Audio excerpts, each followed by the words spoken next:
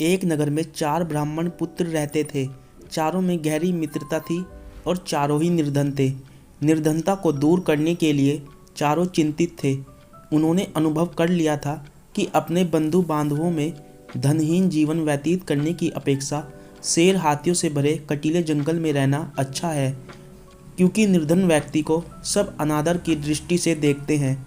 बंधु बांधव भी उससे किनारा कर लेते हैं। अपने ही पुत्र पौत्र भी उससे मुख मोड़ लेते हैं। पत्नी भी उससे विरक्त हो जाती है। मनुष्य लोक में धन के बिना ना तो यश संभव है और ना ही सुख। धन हो तो कायर भी वीर हो जाता है, कुरूप भी स्वरूप कहलाता है और मूर्ख भी पंडित बन जाता है। यह सोचकर उन्होंने धन कमाने के लिए किसी दूसरे देश को जाने का निश्चय किया। अपने बंधु बांधवों को छोड़ा, अपनी जन्मभूमि से विदा ली और विदेश यात्रा के लिए चल पड़े। चलते चलते वह सिप्रा नदी के तट पर पहुँचे। वहाँ नदी के शीतल जल में स्नान करने के बाद महाकाल को प्रणाम किया। थोड़ी दूर आगे जाने पर उन्हें एक जटाजूटधारी योगी दिखाई दिए। इन योगीराज का नाम भैरवानंद था। योगीराज इन चारों नौजवानों ब्राह्मण पुत्रों को अपने आश्रम में ले गए और उनसे प्रवास का प्रयोजन पूछा। चारों ने कहा, हम अर्थ सिद्धि के लिए यात्री बने हैं। धनोपार्जन ही हमारा लक्ष्य है। अब या तो धन कमाकर ही लौटेंगे या मृत्यु का स्वागत करेंगे। इस धनहीन जीवन से मृत्यु अच्छी है।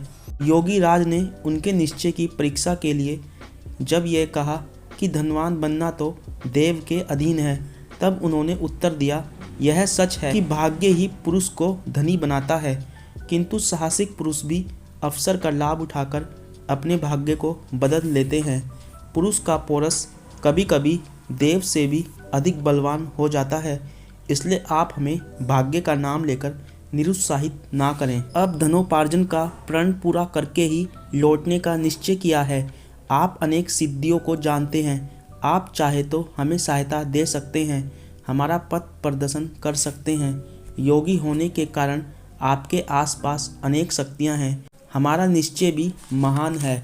महान ही महान की सहायता कर सकता है। भैरवानंद को उनकी दृढ़ता देखकर प्रसन्नता हुई।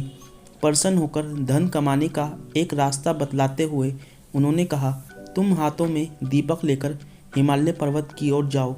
वहां जाते जाते जब तुम्हारे हाथ का दीपक नीचे गिर पड़े तो ठहर जाओ। जिस स्थान पर दीपक गिरे उसे खोदो, वहीं तुम्हें धन मिलेगा। धन लेकर वापस चले आओ। चारों युवक हाथों में दीपक लेकर चल पड़े। कुछ दूर जाने के बाद उनमें से एक के हाथ का दीपक भूमि पर गिर पड़ा। उस भूमि को खोदने पर उन्हें ताम्रमयी भूमि मिली। वह तांबे की खान थी। उसने कहा, यहाँ जितना चाहो तांबा ले लो। अन्य युवक बोले, मूर्ख, तांबे से दरिद्रता दूर नहीं होगी। हम आगे बढ़ेंगे, आगे इससे अधिक मूल्य की वस्तु मिलेगी। उसने कहा, तुम आगे जाओ, मैं तो यही रहूँगा। यह कहकर उसने थोड़ा तांबा लिया और घर लौट आया। शेष तीनों मित्र आगे बढ़े। कुछ दूर आगे जाने के बाद उनमें से एक के हाथ का दीपक जमीन पर गिर पड़ा। उसने जमीन खोदी तो चांदी की खान पाई।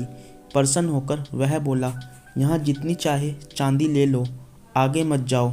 शेष दो मित्र बोले, पीछे तांबे की खान मिली थी, यहाँ चांदी की खान मिली है, निश्चय ही आगे सोने की खान मिलेगी, इसलिए हम तो आगे ही बढ़ेंगे। यह कहकर दोनों मित्र आगे बढ़ गए। उन दो में से एक के हाथ से फिर दीपक गिर गया। खोदने पर उन्हें सोने की खान मिल गई। उसने कहा, यहाँ जितना चाहो सोना ले लो, हमारी दरिद्रता का अंत हो जाएगा। सोने से उत्तम कौन सी चीज़ है? आओ सोने की खान से थोड़ा सोना खोद लें और घर ले चलें। उसके मित्र ने उत्तर दिया, मूर्ख, पहले तांबा मिला था, फिर चांदी मिली, अब सोना मिला है। निश्चय ही आगे रत्नों की खान होगी। सोने की खान छोड़ दे और आगे चल। किंतु वह ना माना। उसने कहा, मैं तो सोना लेकर ही घर चला जाऊंगा। तूने आगे जाना है तो जा। अब वह चौथा युवक आगे बढ़ा। रास्ता बड़ा विकट था। कांटों से उसका पैर छलनी हो गया। बर्फीले रास्तों पर चलते चलते उसका शरीर जीर्ण शीर्ण हो गया, किंतु वह आगे ही आगे बढ़ता गया। बहुत दूर जाने के बाद उसे एक मनुष्य मिला, जिसका सारा शरीर खून से लथपथ था और जिसके मस्तक पर चक्र घूम रहा था। उसके पास जाकर चौथा युवक बोला, तुम कौन हो? तुम्हारे मस्तक पर चक्र क्यों घूम रहा है? यहाँ कहीं जलाशय है तो बतलाओ, मुझे प्यास लगी है। यह कहते ही उसके मस्तक का चक्र उतरकर ब्राह्मण युवक के मस्तक पर लग गया। युवक के आश्चर्य की सीमा न रही। उसने कष्ट से कर्राते हुए पूछा, यह क्या हुआ? यह चक्र तुम्हारे मस्तक से छूटकर मेरे मस्तक पर क्यों लग गया? अजनबी मनुष्य ने उत्तर दिया, मेरे मस्तक पर भी यह इसी तरह अचानक लग गया था।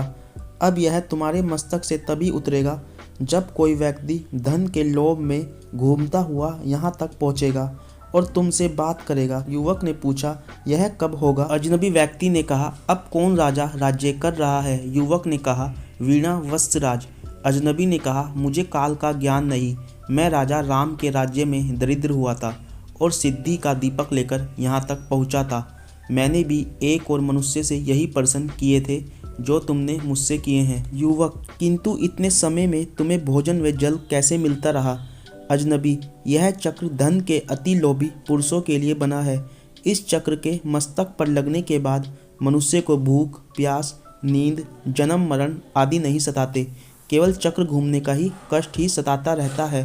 वह व्यक्ति अनंत काल तक कष्ट भोगता है। यह कहकर वह चला गया और वह अति लोभी ब्राह्मण युवक कष्ट भोगने के लिए वहीं रह गया।